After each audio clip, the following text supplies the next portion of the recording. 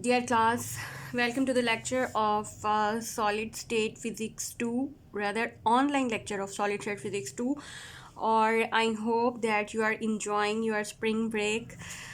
So, अब अगर कुछ enjoy करना है तो कुछ मुश्किल भी लग रहा होगा आपको.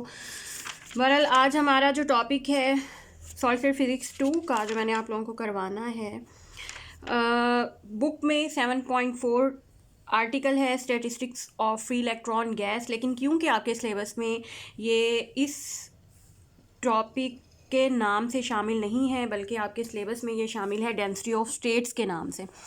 तो आज का हमारा जो टॉपिक है वो समझें आप कि हम ये कर रहे हैं डेंसिटी ऑफ स्टेट्स निकालने वाले हैं, और उसके साथ साथ फर्मी एनर्जी लेवल की एनर्जी कैलकुलेट करेंगे, टेम्परेचर कैलकुलेट करेंगे, कुछ अजम्पशंस करेंगे. उसके लिए पहले हम Fermi density of states calculate करेंगे. उससे हमारे पास एवरेज एनर्जी भी आ जाएगी, फर्मी एनर्जी भी आ जाएगी. फिर हम फर्मी एनर्जी को कैलकुलेट करेंगे एब्सोल्यूट टेम्परेचर पर, T is equal to 0 kelvin जिसको हम कहते हैं. फिर उसके बाद हम डिफरेंट हाई टेम्परेचर्स पर भी फर्मी एनर्जी ट्राई करेंगे कैलकुलेट करने की. और ये सारा जो आज का टॉपिक है, मतलब ये फ्री इलेक्ट्रॉन गैस जो हम शुरू से इस चैप्टर में हमने अज्यूम किया हुआ था अपना सिस्टम के हमारे पास इलेक्ट्रॉन गैस उसी तरह से ही है जिस तरह से गैस के मॉलिक्यूल्स गैस के सिलेंडर में होते हैं, वही हमारी अजम्पशंस हैं स्टिल. और लेकिन यहाँ पर हमारे पास सॉलिड के अंदर इलेक्ट्रॉन्स हैं, रैदर फ्री इलेक्ट्रॉन्स हैं जो कि मूव कर रहे हैं. तो ये उसी तरह का सिस्टम है, इसको हम फ्री इलेक्ट्रॉन गैस भी कहते हैं.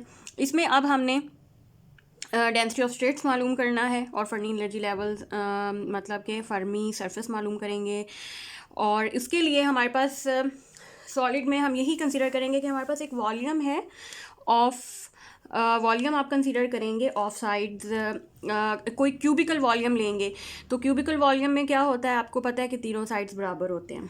जब तीनों साइड्स बराबर होते हैं, मैं इसको ड्रॉ कर लेती हूँ. इस सिस्टम के अंदर लेट्स सपोज ये हमारा कोऑर्डिनेट सिस्टम है, एक्स वाई और जी, और इसमें हमारे पास कोई वॉल्यूम है, क्यूबिकल वॉल्यूम है, क्यूबिकल या क्यूब शेप में कोई वॉल्यूम एलिमेंट है ऑफ साइड्स. अगर मैं इसकी साइड्स लूँ that would be equal to delta x, delta z, delta Y.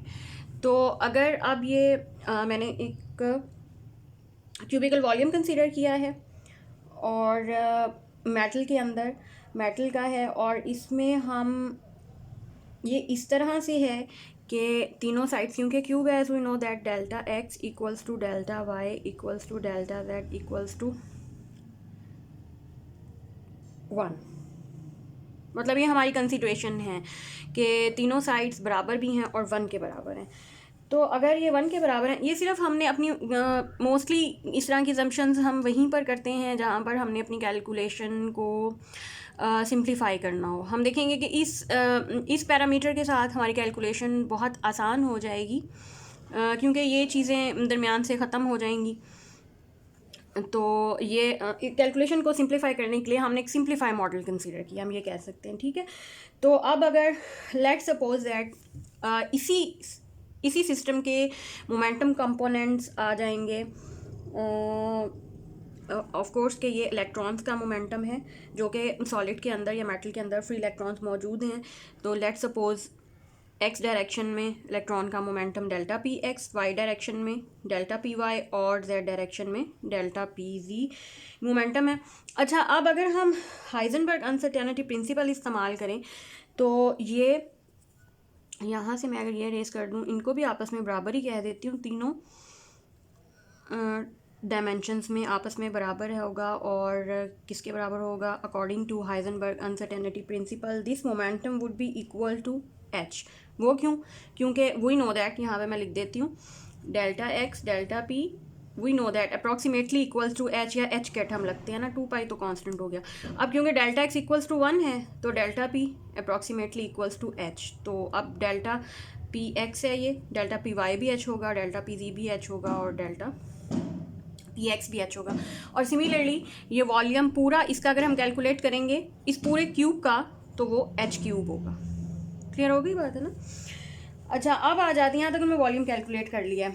अब हम एक मोमेंटम स्पेस चाहिए, वो मैं ड्रॉ करती हूँ। इसी बेहतर है कि मैं अगर इसी क्यूब के गिट ड्रॉ कर लूँ तो ये ज़्यादा फिजिबल होगा। इसको मैं इरेज़ कर देती हूँ ये, क्योंकि आप लोगों को समझ आ चुका है। इसको मैं निकाल देती हूँ और इसी तरह से मुझे एक मोमेंटम स्पेस चाहिए। अब क्योंकि डेल्टा एक्स, डेल्टा पी और डेल्टा वाई और डेल्टा जी तो वैसे भी ये इक्वल्स टू 1 हो चुके हैं, तो इनको मेंशन ना भी करें तो ये सही हो जाएगा हमारा सिस्टम। उसकी बजाय हम इसके कंपोनेंट्स को मेंशन करेंगे, क्योंकि स्टिल हमारे पास मौजूद है delta p x, delta p y और डेल्टा पी जी। और अगर मैं एक मोमेंटम स्पेस बनाऊं इनक्लोजिंग दिस वॉल्यूम, वो इस तरह से होगी। अगर और ये और इसका जो होगा ये डी पी, ये वाला thickness change in the momentum consider करेंगे डी पी, और उसके साथ साथ हम बाकी हमारी सरफेस वैसी ही है एक्स वाई जेड एक्सिस। असल में ये हमने मोमेंटम स्पेस बनाई है, so this is p x,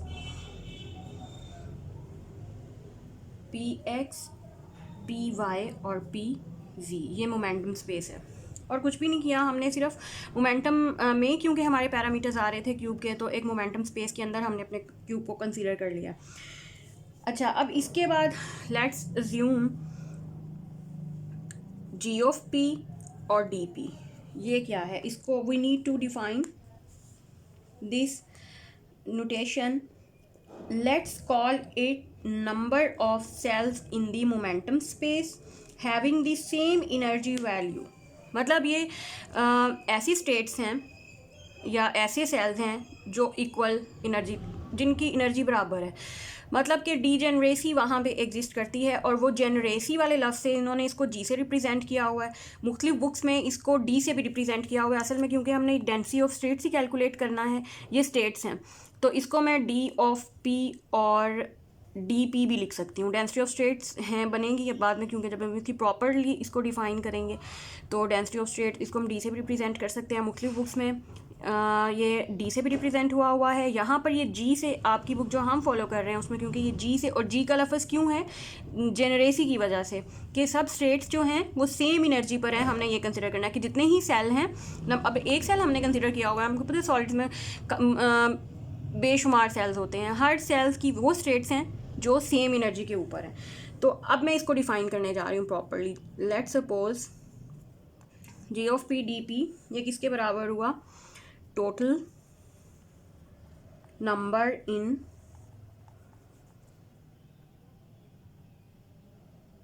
total volume in momentum space in the momentum range D P, और डिवाइडेड बाय टोटल जितनी भी आपकी स्पेस है। टोटल एक स्पेस हमारी है एक सेल के वॉल्यूम के बराबर, तो हम लिखेंगे वॉल्यूम ऑफ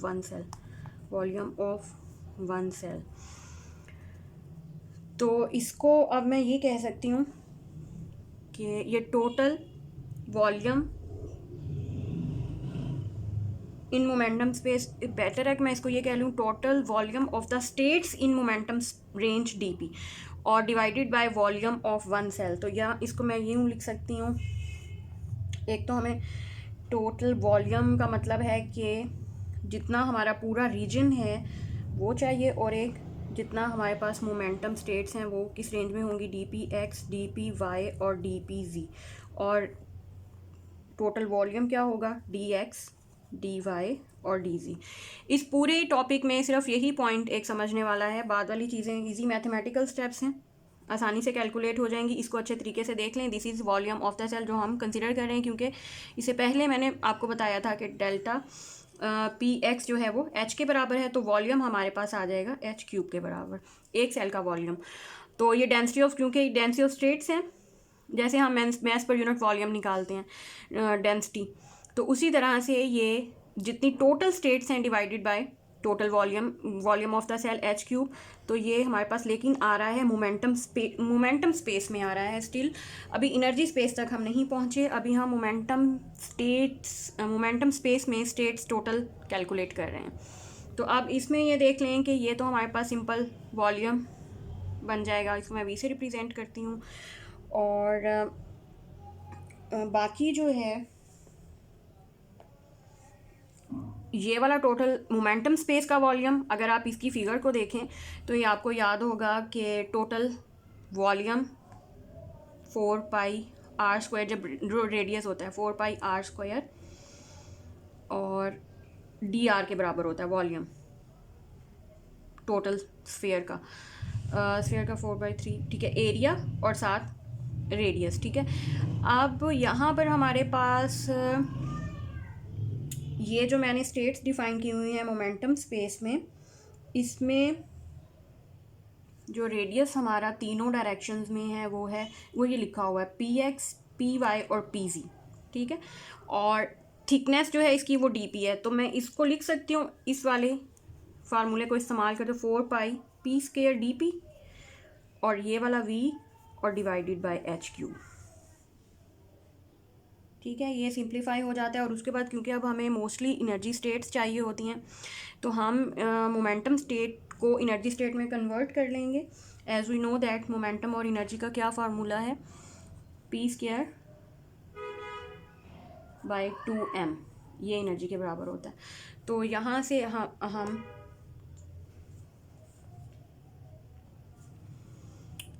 डेरिवेटिव ले लें 2p dp 2m de। अब ये 2 से 2 कैंसिल, तो p dp की भी वैल्यू आपके पास आ जाएगी m de। सो अब मैं इसमें इसको सारा रिप्लेस करने लगी हूँ एनर्जी की टर्म्स में। तो ये हमारे पास आ जाएगा डेंसिटी ऑफ स्टेट्स या g ऑफ e de।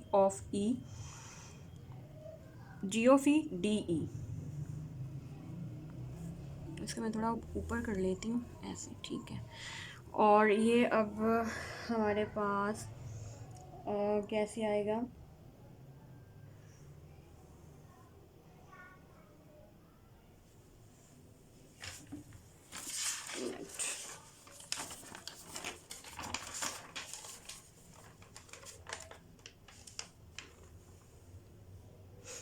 अच्छा अब हम इसमें करेंगे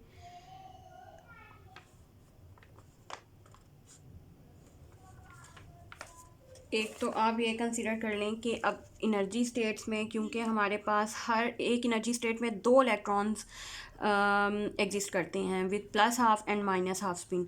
तो इसका मतलब है इसको पहले मैं 2 से मल्टीप्लाई कर लूँ, यहाँ पे मैं 2 से मल्टीप्लाई करूँगी, ये टोटल हो जाएगा 8πp² dp, ये वॉल्यूम है, और डिवाइडेड बाय h³, ठीक है। ये हो गया। अब मैं इसको नीचे लेकर आती हूँ और एनर्जी में कन्वर्ट करती हूँ। 8π ये वॉल्यूम डिवाइडेड बाय h³, और उसके साथ अब एक तो आपने p²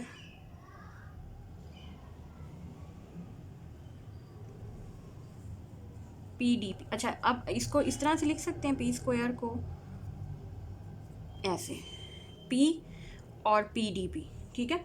अब p की वैल्यू भी हम यहाँ से निकाल सकते हैं। p की क्या वैल्यू होगी 2me√, और दूसरी वैल्यू इसके साथ होगी p dp की वैल्यू है m de। ये हमारे पास इक्वेशन आ गई है। Density of states in terms of energy, ये हम कह सकते हैं total number of states in energy range D जो आपके पास टोटल एनर्जी होगी। तो इसको हम अब मज़ीद किस तरह लिखेंगे, क्या हम इसमें चेंजिंग्स कर सकते हैं। g of e de, again I repeat, आप इसको d ऑफ e de भी लिख सकते हैं, और ये आपके पास आ जाएगा। अच्छा इसको आप करें 8 को लिखें 4 × 2, तो अब नीचे आप ले आएँ 4π और ये वेलोसिटी 4π वेलोसिटी। अच्छा इधर आपके पास आ जाएगा 2m, एक 2 ये था 1 और ये हाफ, ये ठीक हो गया, एक m ये है, तो ये टोटल 3/2 पावर बन जाएगी 2m ओवर ये h² की पावर भी मैं 2 से मल्टीप्लाई करूँगी, 2 से डिवाइड करूँगी, 3 भी है, तो ये टोटल पावर इसकी बन जाएगी 3/2, ठीक है। ये इसको खोलेंगे यही चीज़ बनेगी। और उसके बाद ये e⁻½ और एक de, ये पूरी इक्वेशन डेंसिटी ऑफ स्टेट्स की, एनर्जी स्टेट्स की आपके पास ई की टर्म्स में आ गई है। इसको मैं अब लिख सकती हूँ G of E D E 4 pi volume, और ये 2m over H square raise to the power 3/2।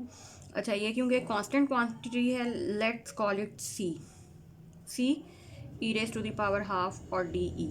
तो इसको मैं लिख सकती हूँ, नहीं चाहिए, इसको मैं लिख सकती हूँ C E raise to the power half D E.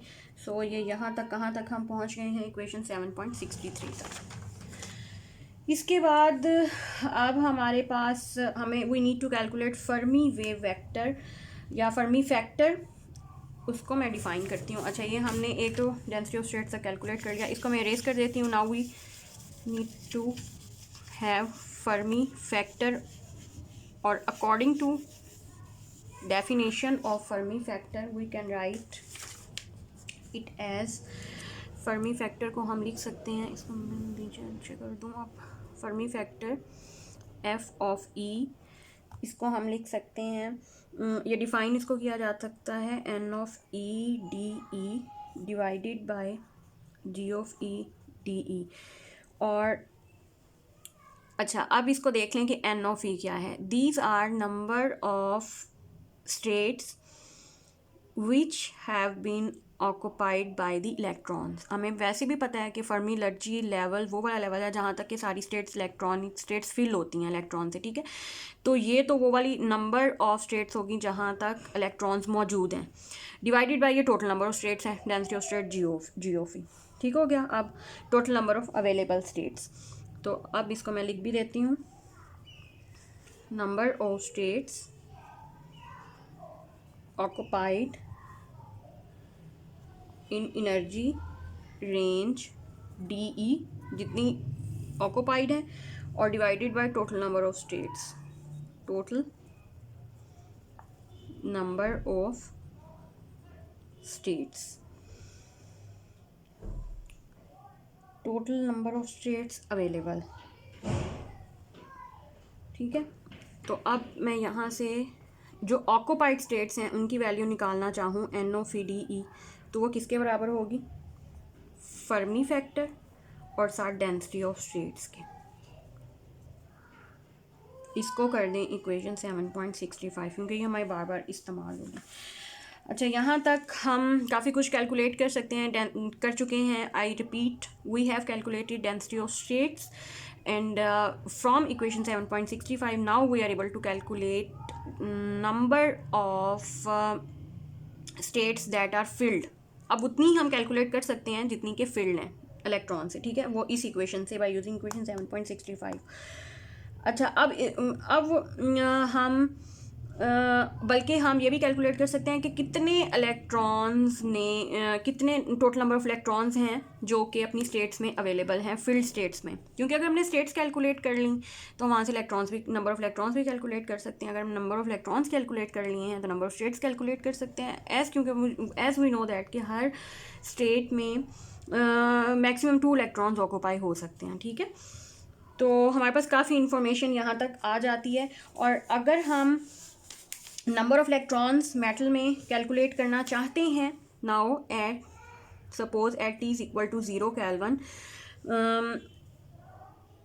The Fermi energy level is defined as EF0। ये F0 जो है ये 0 केल्विन को शो कर रहा है, EF फर्मी एनर्जी को शो कर रहा है।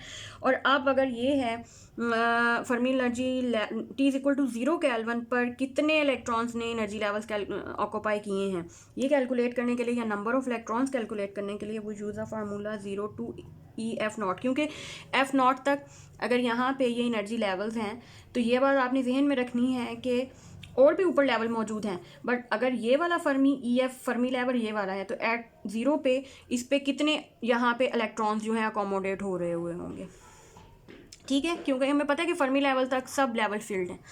तो 0 to E टोटल, अब नंबर जितने लेवल फील्ड हैं वहाँ पे हम कैलकुलेट करें इलेक्ट्रॉन, नंबर ऑफ इलेक्ट्रॉन्स भी कैलकुलेट कर सकते हैं फ्रॉम 0 to EF0 और N of E DE।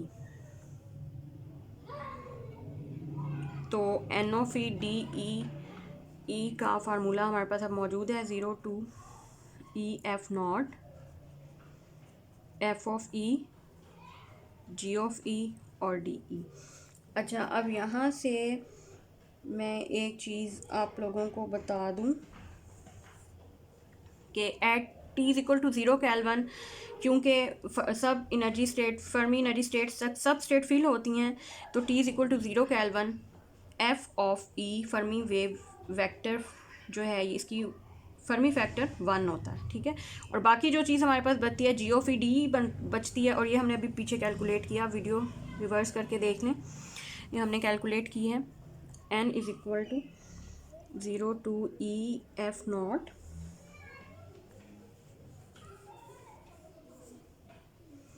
C E raise to the power half D e, ji of e density की वैल्यू लिखी है। और अगर हम सी तो कांस्टेंट है, उसको वैसे ही रहने दें, E raise to the power half, इसकी हम करेंगे इंटीग्रेशन, ये हमारे पास आ जाएगा ई एफ नॉट 3/2 और ये 2/3। तो अब यहाँ से इसको मैं कह देती हूँ इक्वेशन 7.6, ये हमने number of electrons, the total number of electrons जो कि यहाँ तक ऑक्यूपाइड हुए हैं वो हमने कैलकुलेट कर लिया। अगर ये कैलकुलेट कर लिया तो आप देखें कि हम स्टेट्स पे कैलकुलेट कर सकते हैं। अच्छा, अब यहाँ पे ये भी हो सकते हैं, अगर ये भी हो गए कैलकुलेट तो अब हम फर्मी एनर्जी लेवल भी कैलकुलेट, फर्मी एनर्जी लेवल की एनर्जी भी कैलकुलेट कर सकते हैं। लाइक दिस, अब इस फार्मूले से देखें आप कि हम कैसे निकाल सकते हैं। E F not 3n/2 c raised to the power 2/3, ये इस इधर से मैंने ई एफ की वैल्यू निकाली है, बाकी सारा ठीक है। और अब इसमें आप 3n/2 मल्टीप्लाइड बाय सी की वैल्यू पुट करें। सी की वैल्यू पुट करूँगी तो ये हो जाएगा 4 ये volume h²/2m raise to the power 3/2, और ये पूरी इक्वेशन क्या 2/3। और अब इसको मज़ीद सिंप्लीफाई अगर आप चाहते हैं तो कर लें, लेकिन ये फर्मी एनर्जी आ चुकी है, ठीक है, at t is equal to 0 kelvin. और ये आ जाती है आपके पास 3n/8 v raise to the power 2/3 h² divided by 2m h²/2m 3π² n/वॉल्यूम v 2/3। इसमें सिर्फ ये चेंज किया है, h को h² में कन्वर्ट किया, डिवाइडेड बाई π² से डिवाइड किया, π² से मल्टीप्लाई किया, और एक 2 से भी डिवाइड कर दिया है तो वो h² हो जाएगा। तो ये सिंप्लीफाई होकर इक्वेशन 7.67 तक हम पहुंच चुके हैं।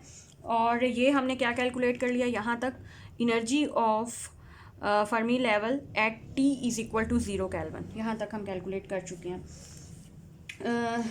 या हम ये कह सकते हैं equation 7.67 gives the energy of highest field level in metal having n conduction electrons at absolute zero.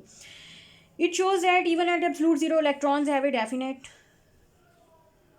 non-zero energy, a result entirely different from classical result। और यहाँ से हमें ये भी पता चल जाता है even we are taking this value at 0 kelvin, और इस पर भी इलेक्ट्रॉन्स अपनी एनर्जी स्टेट्स में मौजूद हैं।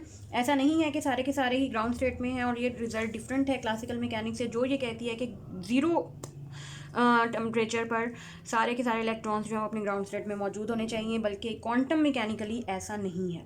तो दी एवरेज, अच्छा यहाँ तक हमने कैलकुलेट कर लिया। अब we are going to calculate the average kinetic energy of the electron at absolute zero.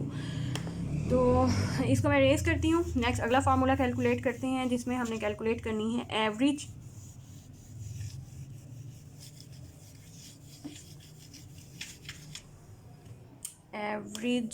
kinetic energy of the electron at absolute zero, let's say it E naught, ये E naught तो T equal to 0 represent कर रहा है।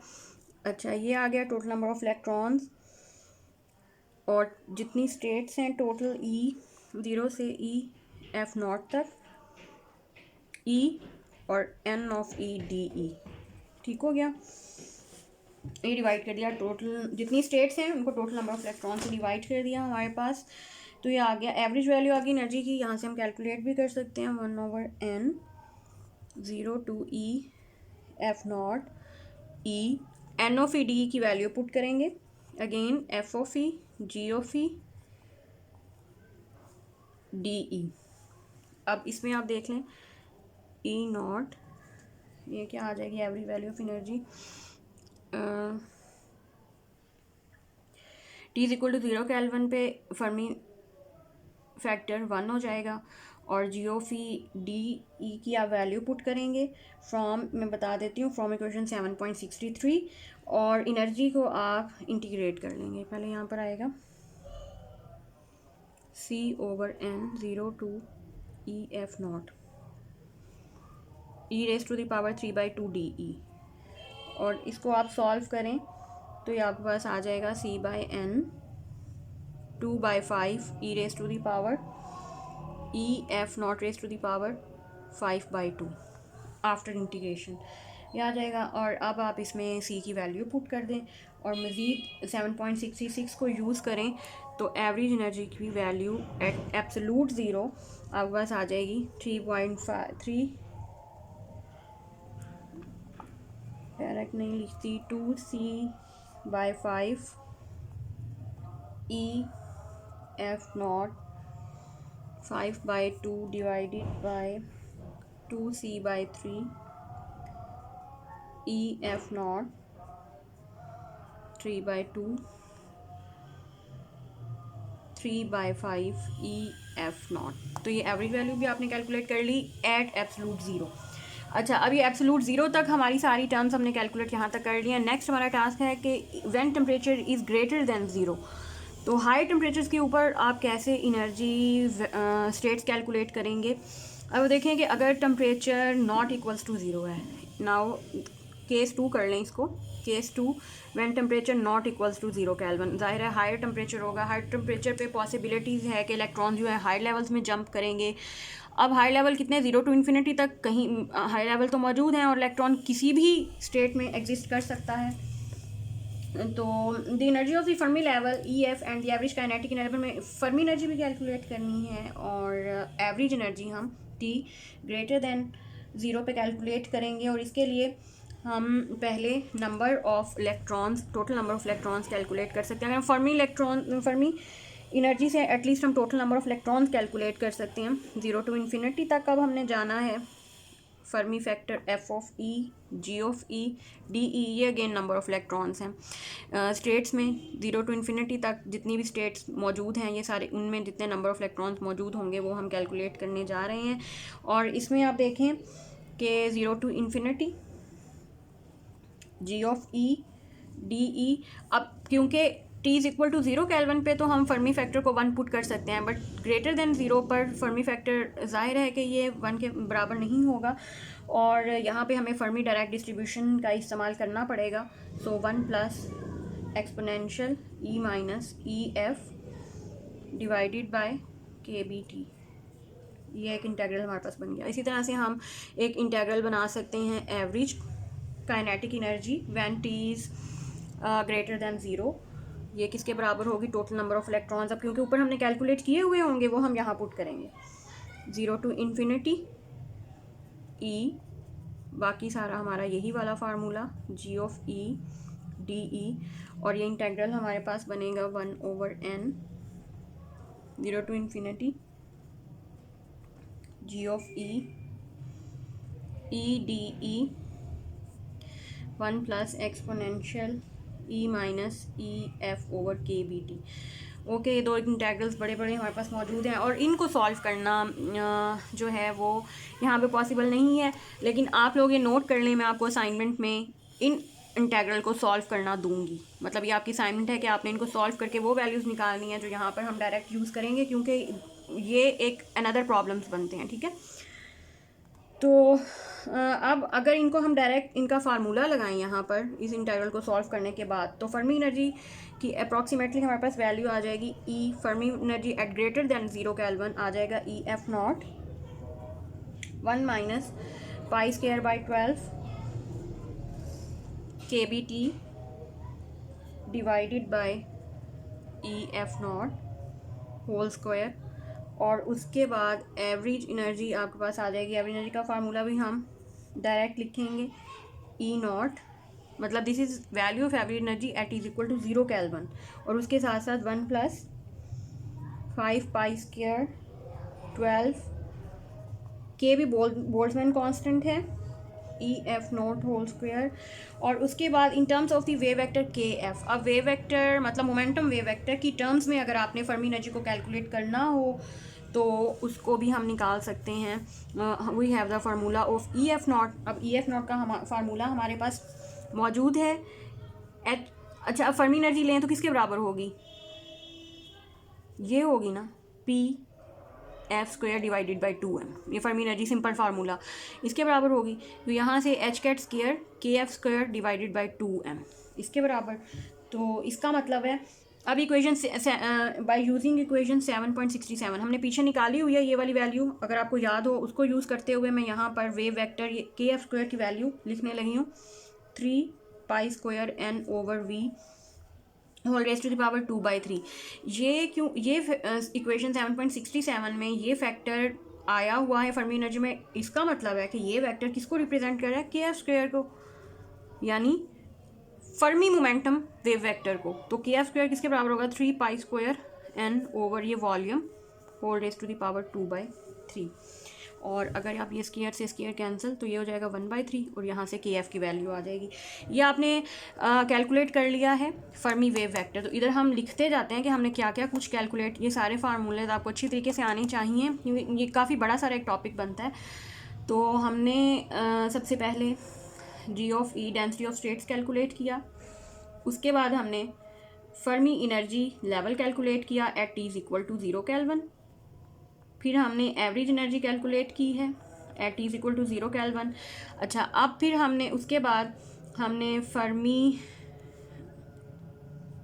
Energy surface Fermi energy calculate की है T>0 kelvin पे। और उसके बाद हमने average kinetic energy of electron in the metal calculate किया है T>0 केल्विन पे।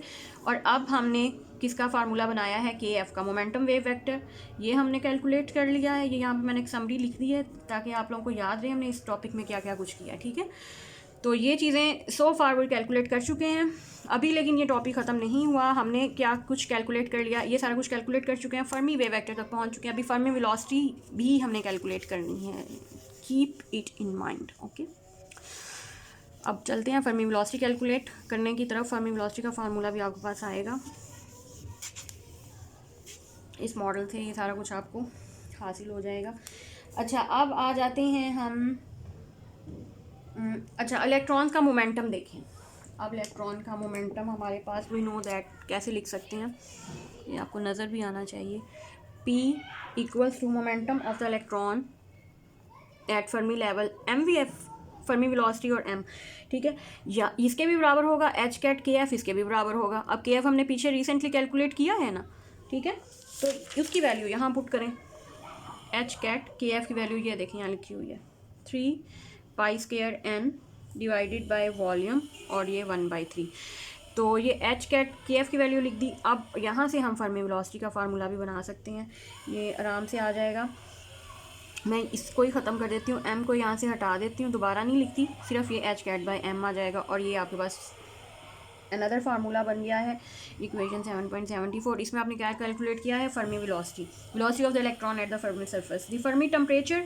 अच्छा, अब रह गया फर्मी टेम्परेचर भी हम कैलकुलेट कर सकते हैं फ्रॉम EF0, क्योंकि हमने EF0 भी कैलकुलेट की हुई। वी नो दैट ये किसके बराबर होती है एनर्जी किसी भी लेवल की? KBT, thermal energy. तो यहाँ से ये हमारे पास, क्योंकि फर्मी एनर्जी सरफेस है तो इसका टेम्परेचर TF होगा। फर्मी टेम्परेचर TF किसके बराबर होगा? EF0 डिवाइडेड बाय, अभी फिलहाल क्योंकि हम T=0 की बात कर रहे हैं, डिवाइडेड बाय KB। अब EF0 हमने पीछे कैलकुलेट की हुई है, उसकी वैल्यू हम यहाँ पुट करेंगे तो ये फार्मूला आपके पास बन जाएगा। फर्मी टेम्परेचर भी आ जाएगा H² divided by 2m KB 3π² n/, ये वॉल्यूम है, और 2/3। This is the Fermi temperature 7.75। मतलब अगर आप किसी भी मेटल का फर्मी टेम्परेचर फाइंड करना चाहते हैं, आप कौन कौन सी वैल्यूज़ उसमें पुट करेंगे,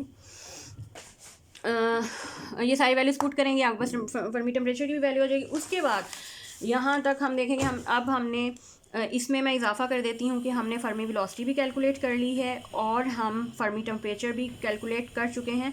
तो अब ये सारे पैरामीटर्स हर मेटल के डिफरेंट होते हैं, कांस्टेंट होते हैं, बट अपने अपने होते हैं। मतलब these are the characteristics of metal. और ये हमारा आज का टॉपिक तो कंप्लीट हो गया, लेकिन मैं आपको I want to show a table regarding these parameters. This is table 7.1। इसमें आप देखिए कि डिफरेंट मेटल्स के लिए ये पैरामीटर्स दिए गए हैं। Fermi momentum, wave vector, Fermi velocity, Fermi energy और फर्मी टेम्परेचर। आप देख सकते हैं कि मुख्तलिफ मेटल्स का मुख्तलिफ होता है, बट हर एक का अपना अपना कांस्टेंट होता है। तो दीज पैरामीटर्स आर तो हम कैलकुलेट कर सकते हैं हर मटेरियल के लिए अलग अलग से उसका Fermi parameters. These all are called Fermi parameters and we can calculate easily by using above formulas. ठीक है, ओके।